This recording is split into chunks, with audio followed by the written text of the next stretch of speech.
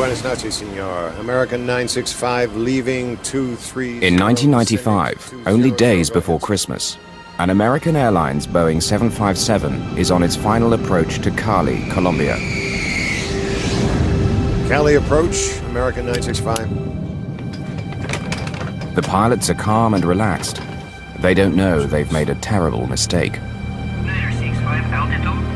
965, 9,000 feet.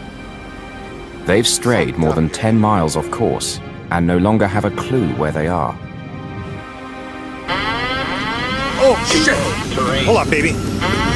In complete darkness, the jet carrying 163 passengers and crew is heading into mortal danger. Okay, easy. I think we knew that something imminent was around the corner. Up, baby!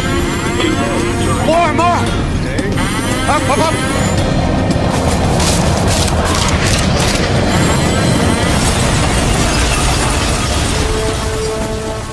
Flight 965 crashed into a 9,000-foot mountain.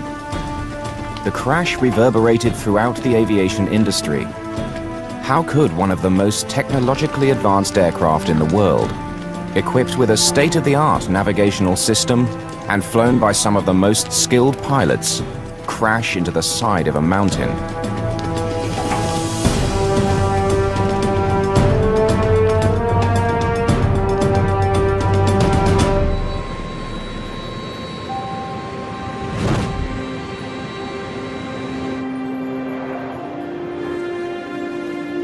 On December the 20th, 1995, American Airlines Flight 965 is preparing to depart Miami International Airport. Make our slot, but, well... Its destination is Cali, Colombia. Flight 965 is scheduled to leave at 4:40 p.m., but has already been delayed for 30 minutes at the gate to allow for connecting passengers. Surely gonna call us any second now. The Doosan's only just made it. In Miami, they tell us that we have to rush because the plane gonna leave to Cali very soon. Definitely, we were very happy because we know we're gonna fly that night. So you made it just in time. Yeah, just in time. You won't believe it. Go from New Jersey to Miami. We almost missed the flight. Mercedes Ramirez, along with her mother and father, managed to get on the flight at the last minute.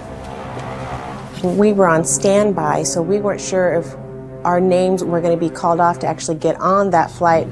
We heard our names and we were excited because like, yes, we got on the flight. But it's very old American. Flight 965 finally leaves the gate at 5:14 p.m., 34 minutes late. But the problems aren't over yet. As they taxi towards the runway, the tower informs them of yet another delay. American 965, stand by. Heavy seasonal traffic clogs the runways, and they're forced to wait another hour and 20 minutes on the tarmac. Ready, that's all there is to it. Wait, and... American 965. Finally, 2 hours late, Flight 965 is cleared for takeoff. 27 right. Fly the runway heading. Clear for takeoff. Merry Christmas. Cleared for takeoff. 27 right. American 965. You do a great job. Good night. Captain Nicholas Tafuri, aged 57, is in charge of Flight 965. He's one of American Airlines' premier pilots, with more than 13,000 hours of flying experience, over 2,000 of them in the 757. He'd flown to Cali only 6 days earlier. 200, the heading, climb to 16. That's 16 American 965. At the controls is First Officer Donnie R. Williams, age 39. Although he's been flying for American for 9 years, Flight 965 is his first trip to Cali.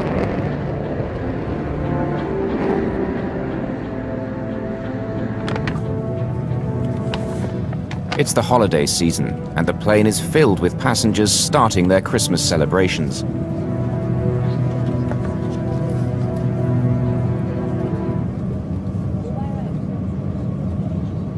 Everybody on that plane was either going back home for the Christmas holidays to visit their families, so I think everybody was just happy and excited to go back. The day of the flight, December the 20th, is a very special day for passenger Mercedes Ramirez. Mercedes is a university student from Missouri. It's her 21st birthday, and this trip is a gift from her parents. Usually we spent Christmas in Kansas City at home, but they wanted to do something special, and we had never spent the holidays with our family in Colombia, so it was a big deal for us. Since we flew standby, I couldn't sit with both my mom and my dad all in one row, so my mother and I were seated next to each other. I was by the window, she was in the middle, and then there was a passenger who was about my age who was in the aisle seat, and then my father was in another row behind us. And so nothing out of the ordinary at all, just a normal flight. 19-year-old Mauricio Reyes is sitting beside Mercedes' mother. Reyes is a student at the University of Michigan.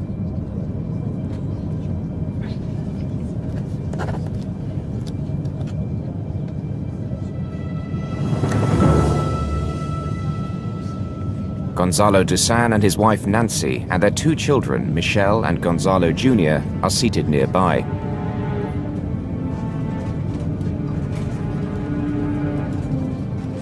We were very excited because the first time, we're going with my family to pass, Christmas over there in Cali. We wanted to see our families, members, brothers, sisters, to see our city again.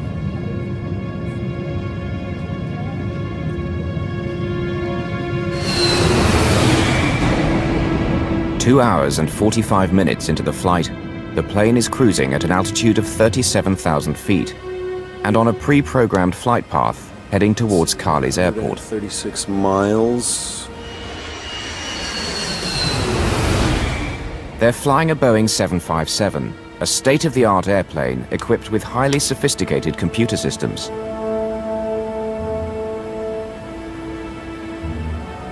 When programmed with the appropriate data, the onboard computer, known as the Flight Management System, can control the aircraft from takeoff to landing.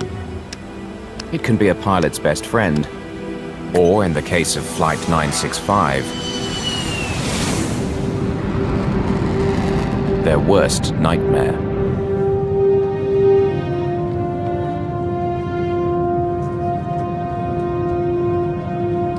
An awkward moment an hour before their scheduled arrival in Cali makes Mercedes Ramirez change seats. My mother had been talking to the college student who was next to her, and I think she was trying to kind of set me up with him because she kept on saying, oh, well, my daughter's in college and my daughter's this and my daughter's that. So I was very embarrassed. So I got up from my seat and moved to the row behind us, and I sat with my father. The seemingly trivial decision will prove to be her lifesaver.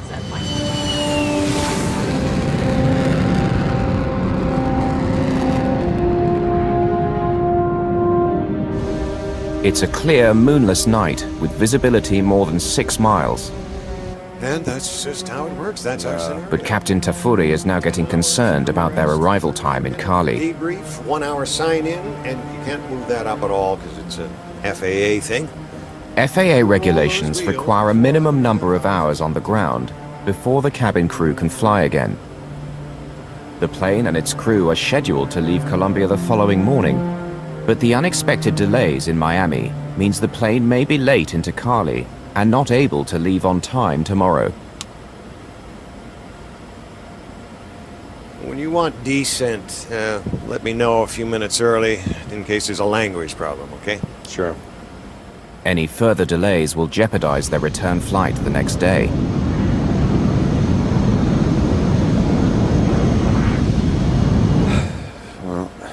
See, we got 136 miles to the VOR and 32,000 feet to lose and slow down to boot, so might as well get started.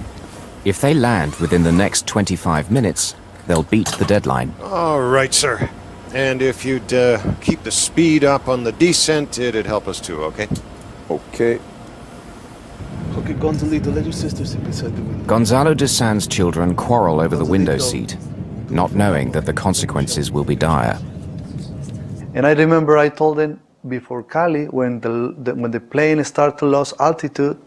So we're going to see the valley, the city, very nice with a lot of lights on it, because usually by December, by Christmas time, they decorate, the mountains with different colors, lights, and everything.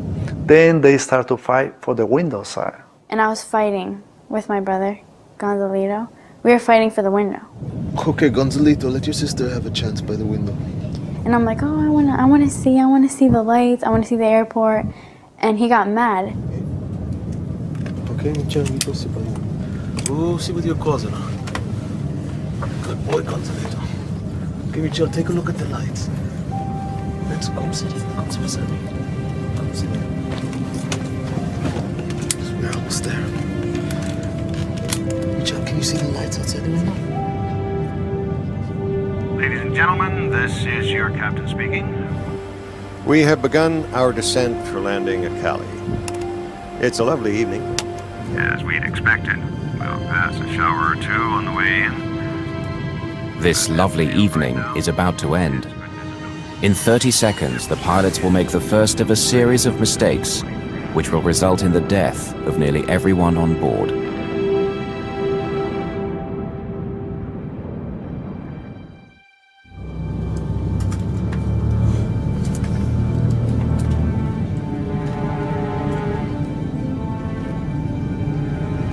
American Airlines Flight 965 is on its final descent, roughly 63 miles from Cali.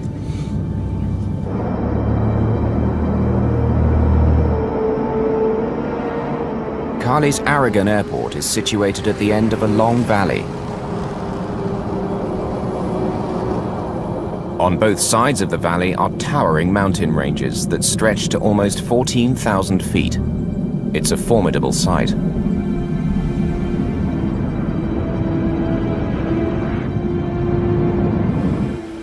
One of these nuts done? No, thank you. You want your water? You want to wait until we get on the ground about your water? Oh, I'll wait for the ground.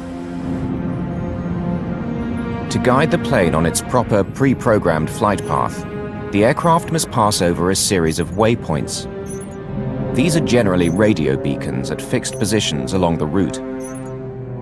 The plane's computer picks up the signal from these beacons, one after the other, and guides it safely to the destination. Flight 965 is now approaching the waypoint called Tulua. Tulua is a radio beacon at the head of the valley which leads to Cali. After passing Tulua, they should fly down the valley and pass over the final waypoint called Rosso. Then they fly past the airport, turn right, and land from the south. She did really well. È molto interessante. È molto interessante, sì.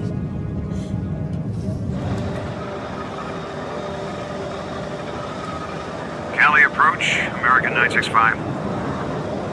American 965, good evening. Go ahead.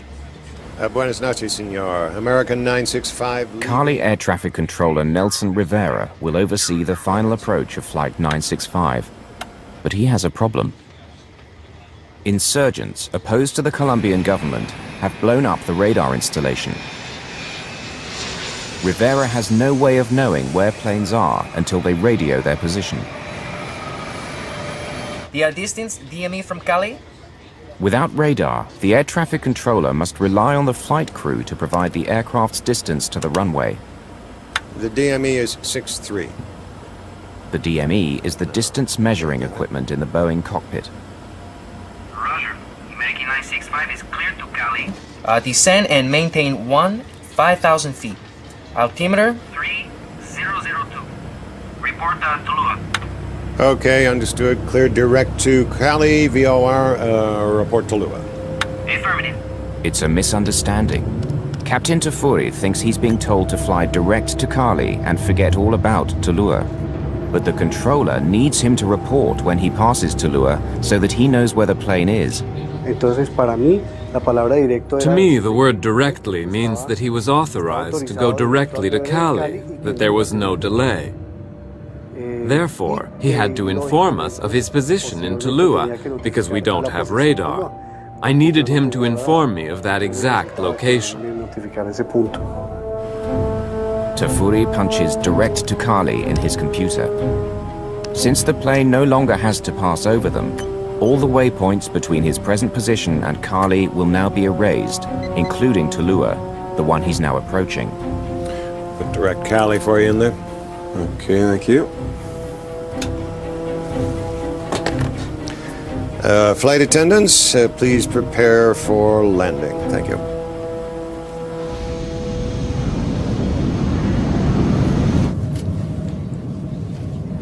And I remember they gave us the order to put the back of the seat straight.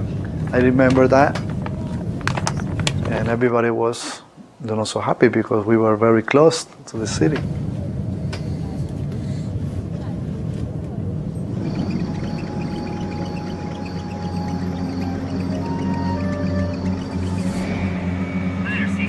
11 minutes before their estimated time of arrival. Go ahead, please. Sir, the wind is calm. Air traffic control asks the flight crew if they'd like to land on runway 19, You want to shoot the 19 straight in? instead of their planned approach to runway 01. Yeah, we'll have to scramble to get down. We can do it. Yes, sir. We'll Need a lower altitude right away, though. Roger. The American 965 is cleared to VOR DME. Okay. The pilots are pleased. Runway 19 is a straight-in approach from the north. They won't have to lose precious time by circling the airport. But there isn't much time. They need to start getting the plane down quickly.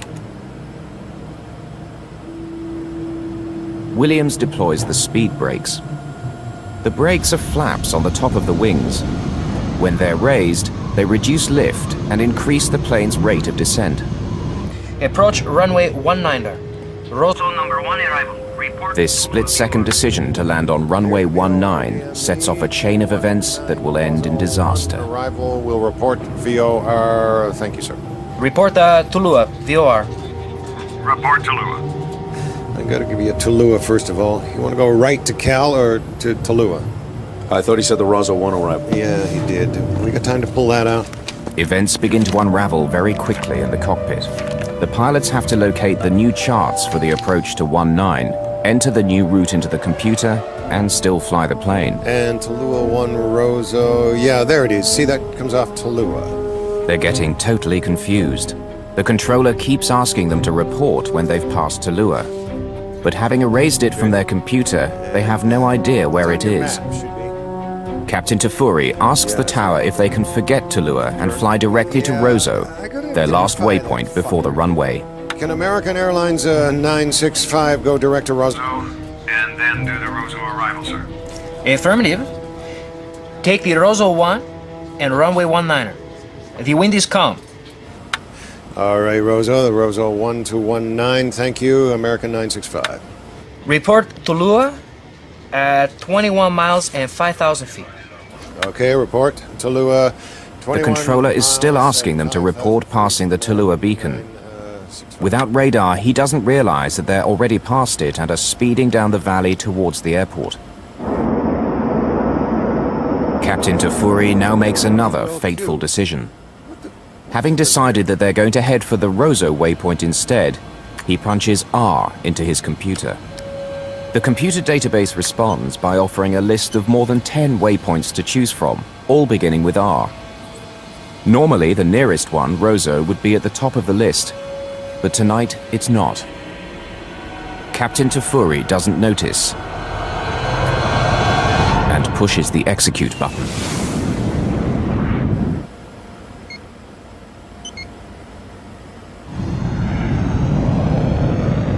At over 300 miles per hour and descending at a rate of approximately 1,300 feet per minute, Flight 965 begins to veer off on a new and deadly course.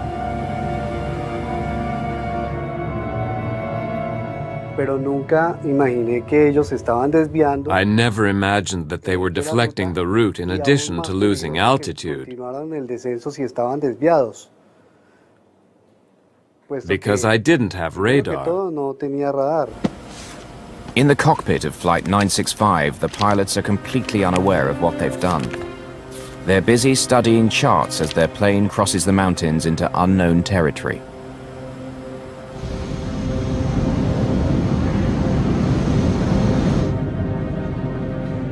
For more than a minute, American Airlines Flight 965 has been turning off its proper course and into the mountains.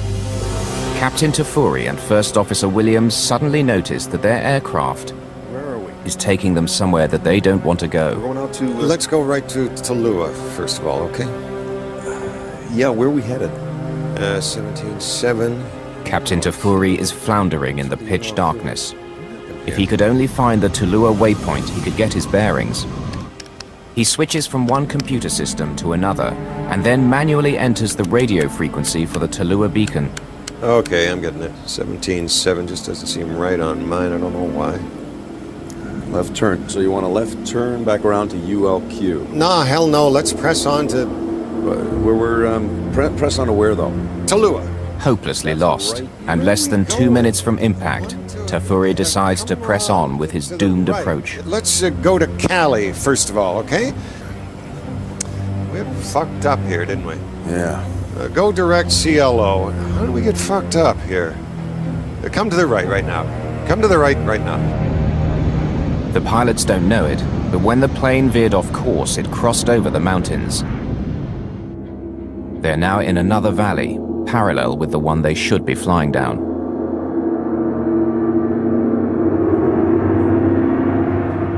Passengers are completely unaware that in less than 60 seconds, the aircraft traveling more than 210 miles an hour is going to crash. We're almost there. It's that fucking Tallulah I'm not getting for some reason. See, I can't... Okay, no. Tallulah's fucked up. Okay, yeah. But I can put it in the box if I you don't want. want Tallulah. Let's just go to the extended center line of... Which is Roseau. Roseau. Well, why don't you just go direct to Roseau then, all right? Okay, let's... I'm gonna put that over to you. They decide to give up on Tallulah and make straight for the airport. They don't realize that there's now a wall of mountains between them and Cali. 965 altitude. 965. 9,000 feet. Roger. Distance now.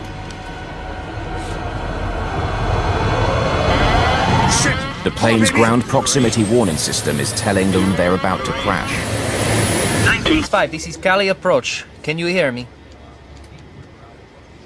Y ya no me contestó. He didn't answer.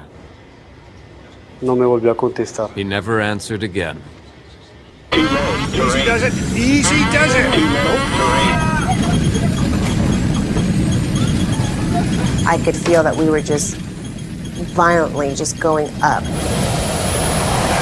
And I felt like I was in a roller coaster ride or something. And the turbulence was absolutely horrible. And by that time, people were screaming and everybody knew on the flight that something was very wrong. Too low. Terrain. Easy does it. Easy does it. Up, baby. Instinctively, I reached over and I grabbed my father's hand and I put my head in my lap. In my mind, I just kept on thinking, come on, just straighten it out, straighten it out. Up, baby. More. Up. These were the last words on the cockpit voice recorder.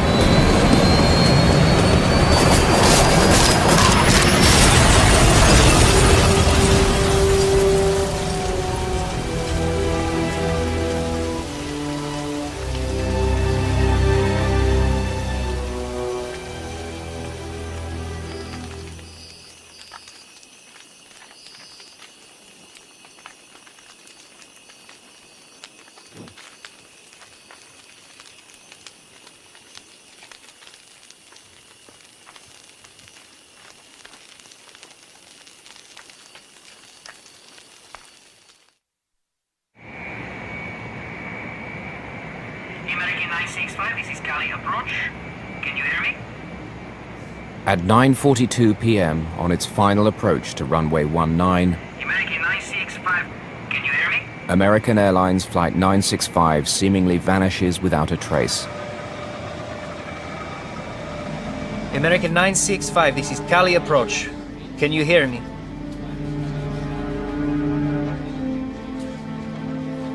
mí nunca me había pasado eso, era la primera vez. I never experienced anything like this before. This was the first time that I lost a plane and the crew was not responding.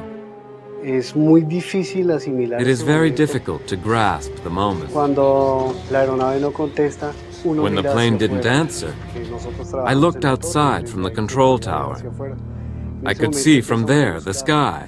El tiempo estaba muy bueno. I started to look for the plane.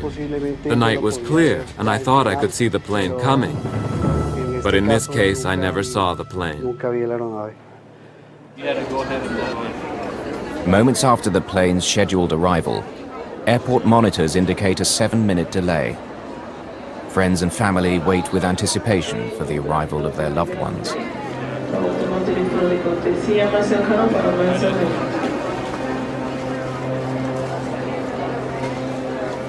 As the revised arrival time comes and goes, rumors begin to circulate throughout the terminal that air traffic control has lost contact with Flight 965.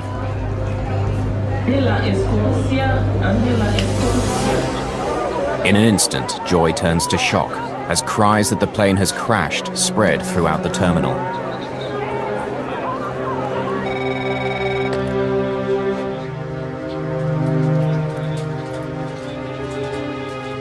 Locals living near the town of Buga, north of Cali, report hearing a massive explosion.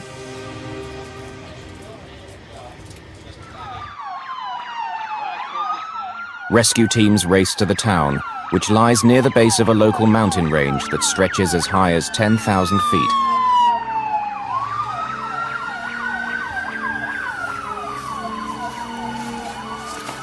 It's now 3 a.m., almost 6 hours after the crash. The first elements of the search and rescue team are trekking up the side of El Diluvio mountain.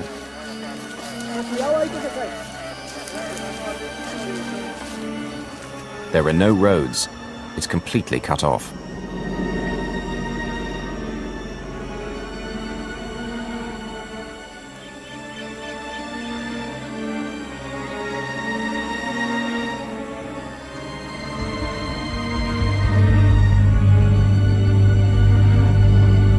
In the midst of tons of twisted and torn metal lies 21-year-old Mercedes Ramirez.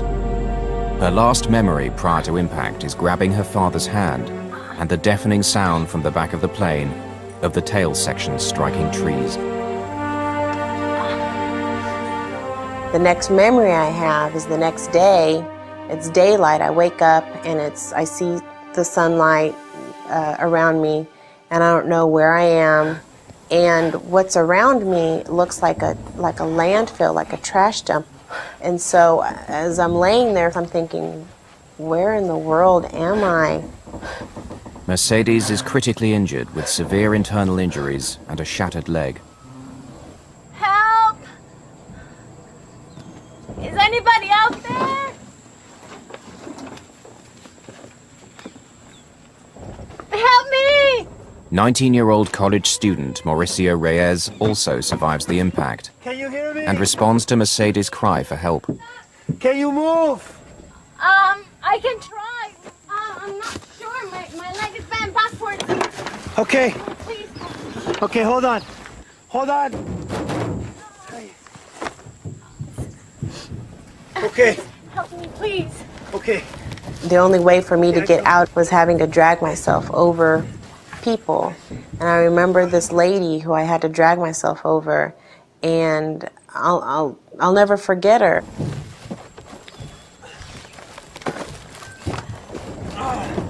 Looking back, I think, oh my goodness, that was someone's mom, or that was someone's sister, or someone's wife. But at that time, she was just an object that I needed to get over to get out. Can you move? Can you stand up? I think my leg is broken. Okay, we'll try. Okay. 1, 3. Okay. 1, Okay. 2, 3.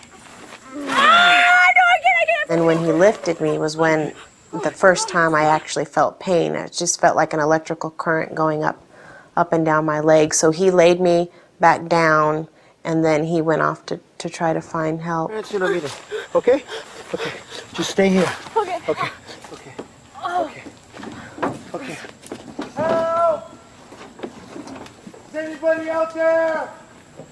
While I was laying there, more of the thoughts that were coming into my mind was, why me? Why did this happen to me?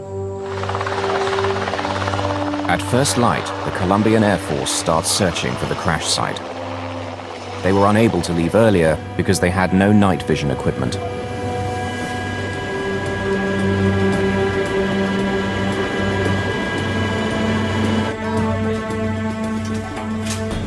On the ground, rescue teams which had been climbing throughout the night are approaching the summit of El Diluvio.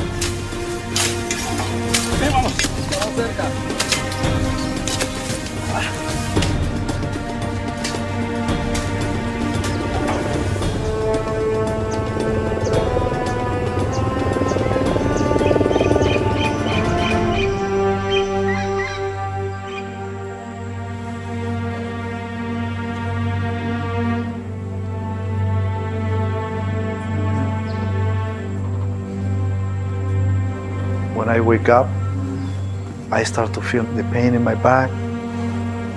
Then when I hear the sound of the helicopters, I realize something happened.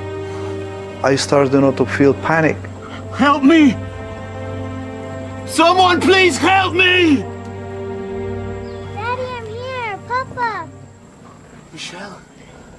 Gonzalo Dusan's 6-year-old daughter Michelle, still strapped in her seat, answers her father's desperate call for help. Keep talking to me, okay? Michelle? So I realized that my daughter was alive too.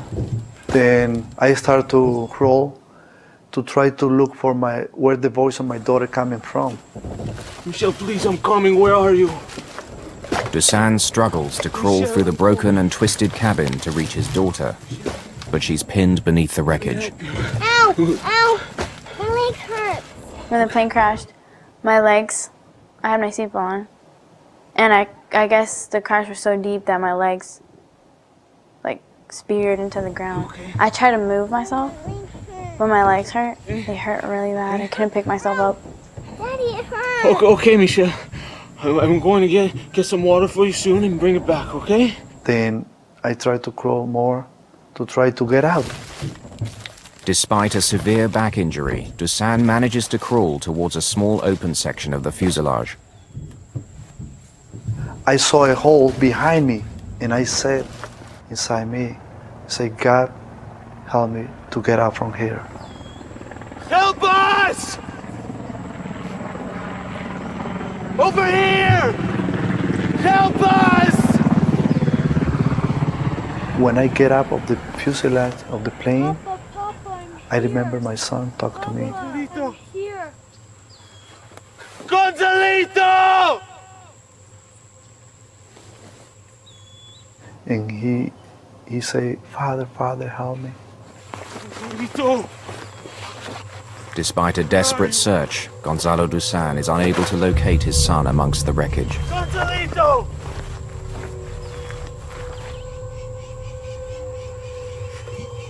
Realizing there's no way to get off the mountain by foot, the survivors of Flight 965 are still unsure if they will ever make it. The temperatures have fallen dramatically, and without protective clothing, they could die of exposure in a matter of hours. Stay awake for Papa, okay? Okay, Michelle?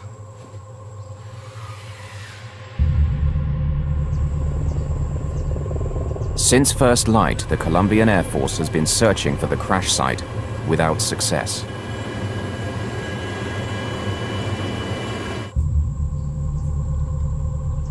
With each passing minute, the 4 survivors, all gravely injured, take one step closer to death.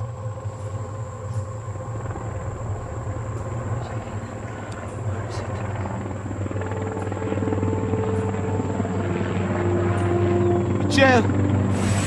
Shortly after daybreak, the crew of a Black Hawk chopper spots the crash site. I could see the helicopters perfectly from where I was at, and even though I could see them perfectly, I didn't know if they could see me.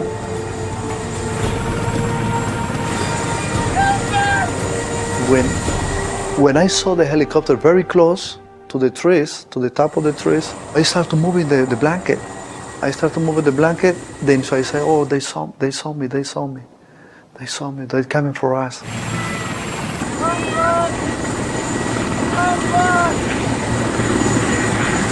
More than 8 hours after impact, and after enduring life-threatening injuries and near-freezing temperatures, the survivors of Flight 965 are about to be rescued. People finally know that we're here, and they're finally here to rescue us after so many hours of being stuck on that side of that mountain. So seeing them was one of the greatest things ever.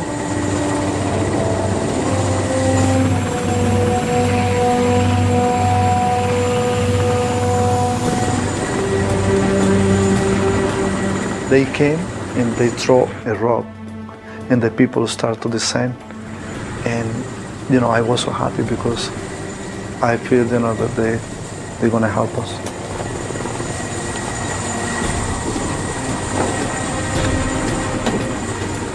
The first thing I told them, my son is alive.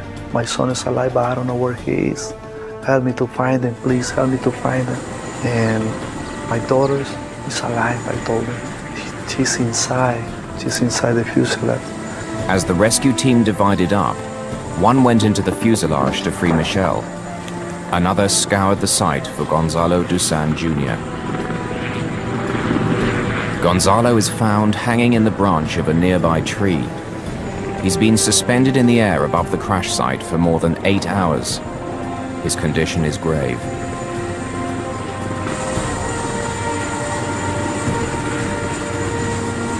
Mauricio Reyes is the first to be airlifted off the mountain.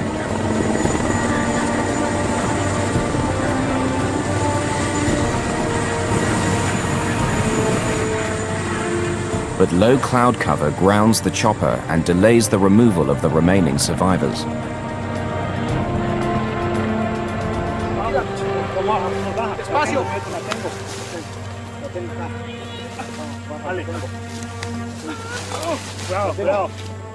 Fearing that Michelle Dusan may not survive the weight, volunteers decided to take a calculated risk. They fashioned a makeshift stretcher out of a piece of the wreckage and began to evacuate Michelle off the mountain by foot.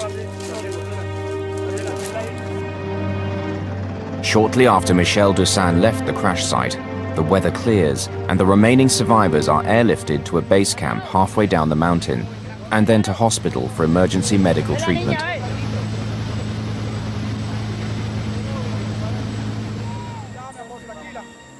More than 13 hours after the crash of Flight 965, Michelle Dusan is the last survivor to emerge from the jungle of El Diluvio alive. Surgeons attempt to save the life of her brother, Gonzalo Jr., but he dies on the operating table from massive internal injuries. I don't think that there is any medical explanation or scientific explanation. There is no explanation.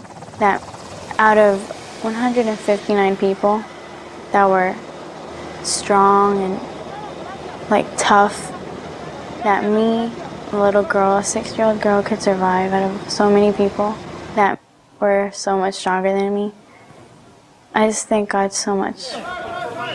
Of the 163 passengers and crew on board Flight 965, only 4 survived the crash. Experts will later label the accident a non-survivable event. All of the survivors were seated within 2 rows of one another, just above the wing. Huge girders carrying the wings make this the strongest part of the plane. Despite this, Mercedes Ramirez lost both her parents on her 21st birthday. December 20th, 1995, my life changed forever and has never been the same ever since. There was 160 people on that flight who, the moment that plane hit that mountain, all their hopes and dreams were instantly lost. But for some reason, I've been given a second chance at life, and so I'm going to try to make the best of it.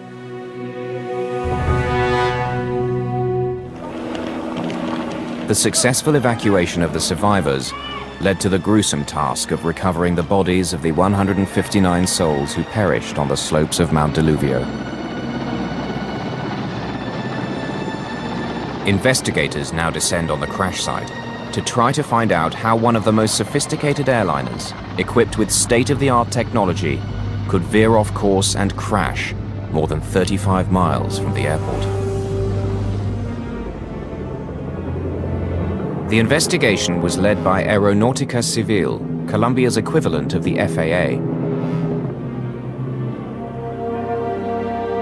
Assisting the Colombians were investigators from the U.S. National Transportation Safety Board, including Dave Ivey. The wreckage and debris report indicated that the airplane actually impacted the eastern side of the mountain as it was trying to proceed back west to get into the valley. And the main body of the wreckage cleared the mountain top, or the ridge, I should say, and landed over on the western side, which is inside the valley area. Also following the investigation was Dave Simon, an airline captain who knew the Cali approach well. In the days that followed the crash, the industry was shocked. They were shocked because they didn't know how could a sophisticated airplane like the 757, flown by a well-respected international carrier like American Airlines with well-trained crews, get so far off course. Nobody could figure out how did it happen, why did it happen.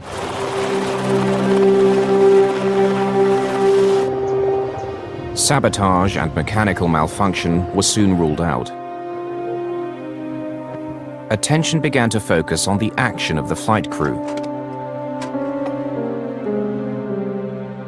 The discovery of the black boxes enabled the investigators to follow the final moments of American Airlines Flight 965. There is never one single item or error that typically brings an airplane down. There's an error chain, and a chain is made up of many links. The airplane was en route to Cali. As they were approaching from a distance out, the controller offered them a straight-in landing. Are you able to approach Runway 19er? Would you like to shoot the 19 straight in? Yeah, we'll have to scramble to get down. We can do it. When they first accepted the approach, the first officer remarked that we do need to get down in a hurry in order to accomplish this. Yes, sir. We'll need a lower altitude right away, though.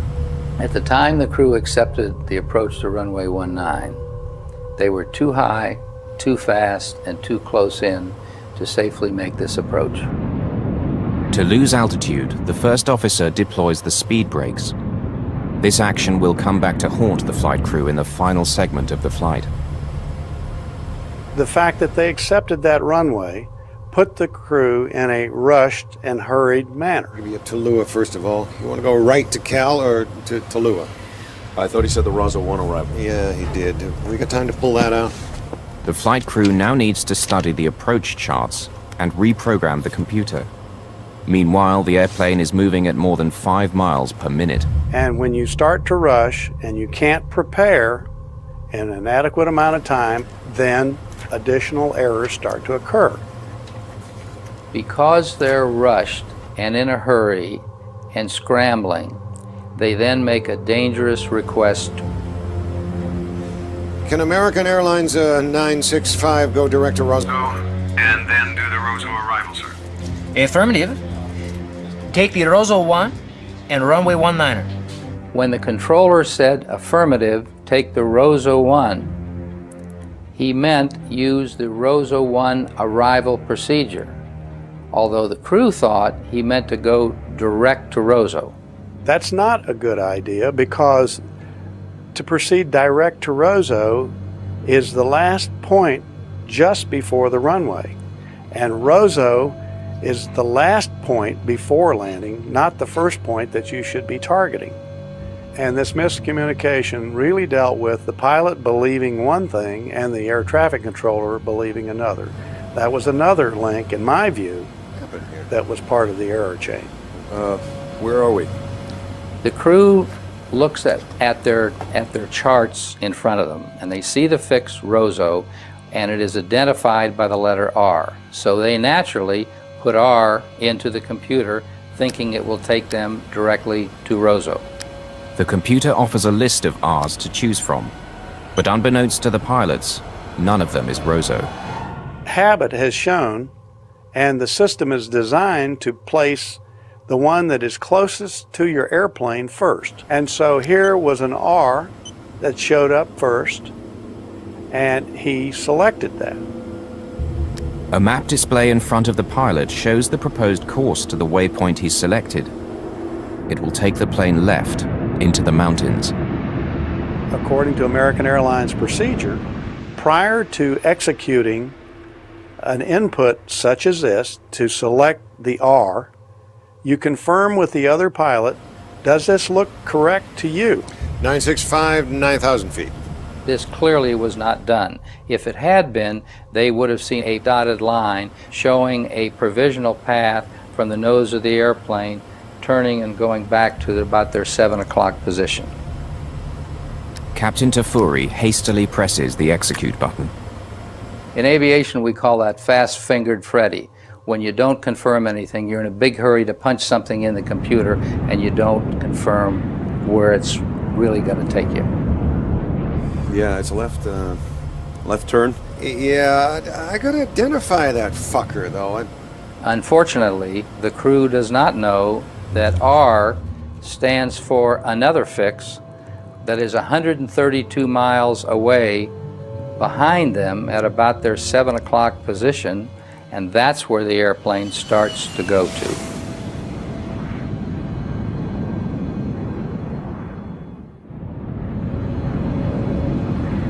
The flight crew of American Airlines 965 has unwittingly directed their aircraft off its intended course and into mortal danger.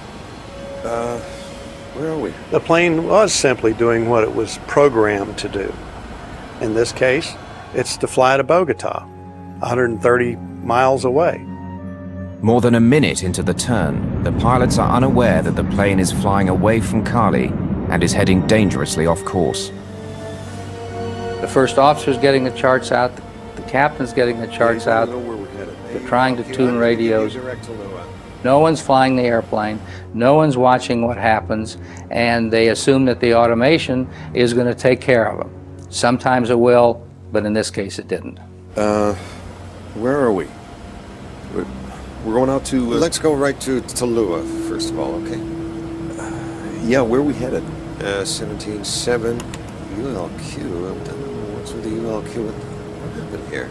There's an old saying in aviation, never point an airplane someplace that your brain hasn't been 5 minutes earlier. The American 965, distance now? What did you want, sir? Distance DME? In this case, the airplane got in front of them. It was flying what was selected, and in fact, it was flying beyond the pilot's recognition of where it was supposed to be traveling. The pilots had lost what's referred to as situational awareness. Left turn, so you want a left turn back around? No, hell no, let's press on. We're pressing to where, though? Tallulah. That's a right U. Once they became unsure of their position, once they became confused and disoriented, that's the time to click off the automation and to basically abandon the approach, climb to the minimum safe altitude, and to go to Cali. Right. Let's go to direct to Cali. 965 altitude? Instead of abandoning the approach and gaining altitude, Flight 965 continued its deadly descent. When the warning sounded that the plane was about to crash into the ground, First Officer Williams disengaged the autopilot within 1 second, but forgot to retract the speed brakes which had been deployed earlier. 965, this is Cali approach. Can you hear me?